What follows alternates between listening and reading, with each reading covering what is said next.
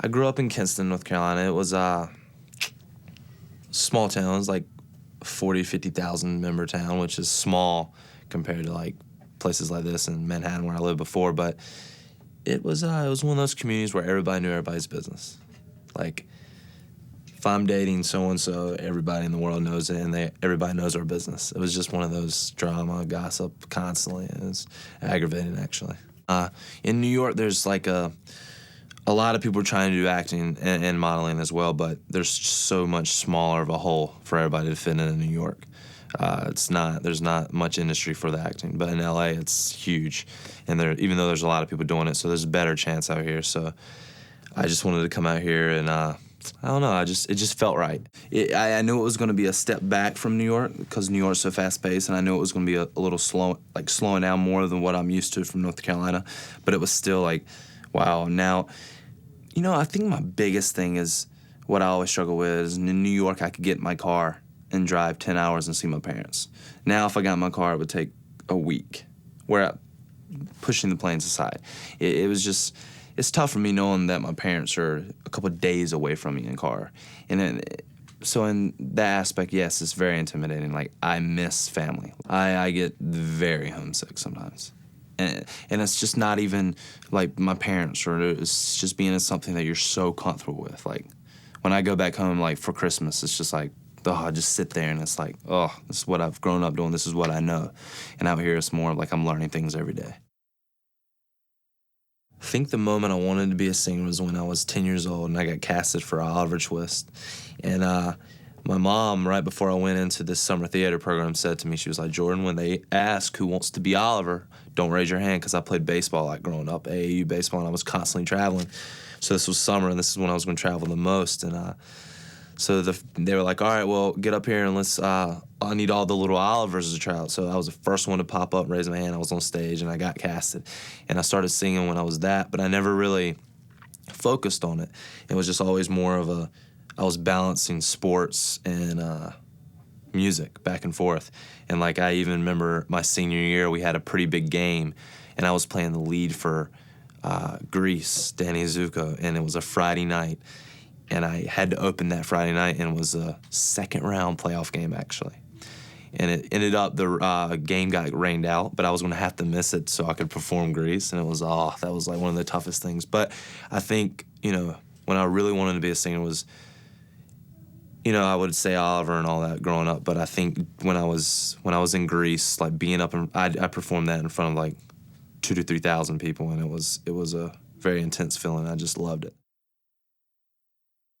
No, me and Brian are one of these guys that have very weird things in common. We both went to animation camp when we were 12 years old. Like, just random things that we have in common. Just the other day, we type in our names in T9 Word.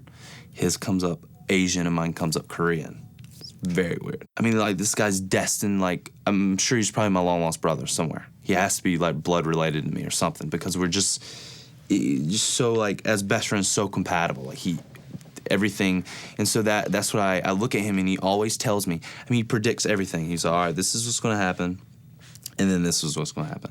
Like, that day, the breakup with Heidi, that day when I went home, I was thinking in my mind, I'm like, wow, dude, it's over. Like, she was serious.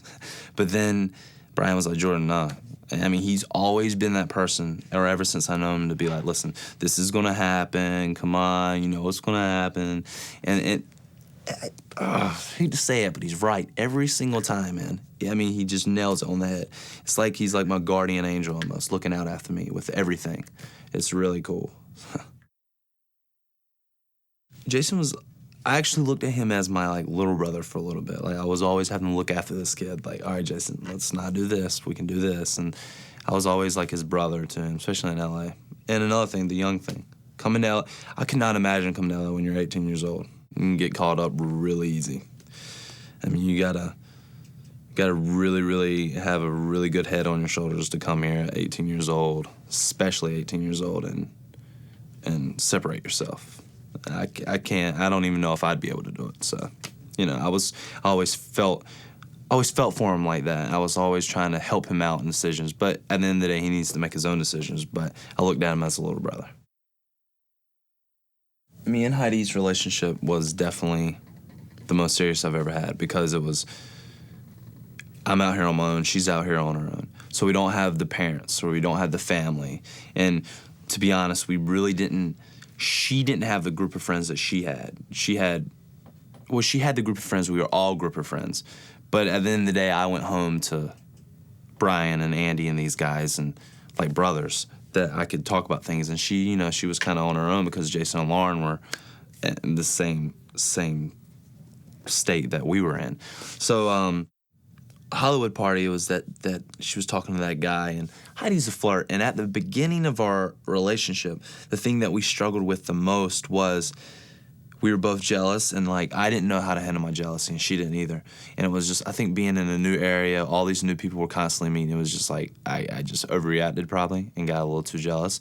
But then she wasn't helping the cause, so it was just like, and like I said, and I've always said I'm passionate. If I'm mad, I'm gonna let you know. So I let her know, and she just didn't really react. She wanted a dog so much, like that's all she talked about for like months before that. And then finally, I think I made the decision to get her a dog like the 18th before, and we were gave presents, the 21st. And I found her on Craigslist. I just typed in dogs for sale, or puppies for sale, and the first dog that came up was a Chihuahua in Fresno. And I was like, what? So I clicked on it, and that picture I saw of her was sitting there. I was like, oh, I got to get this dog. So I called him, even though it turned out being really shady of a operation. But she's worked out well. Heidi loves Bella, so it was fun. Heidi just started crying. I knew it was going to happen, though. It was cool. If I had any advice to give about getting in a relationship in LA, is definitely take it slow. Like, date around. Make sure this is the person that you really want to date. And, I mean, if so, like, really try to separate yourself from Hollywood. Like, especially and just in general, just, I don't know, always be honest, and just how you handle jealousy affects relationship. That's my biggest thing that I've always seen, is jealousy. So it's just like, and especially in Hollywood, everybody's beautiful, supposedly. You gotta make sure you're not that jealous, or you know how to handle it correctly, so. Oh, when you're single in LA, could be a lot of fun. It could be very productive.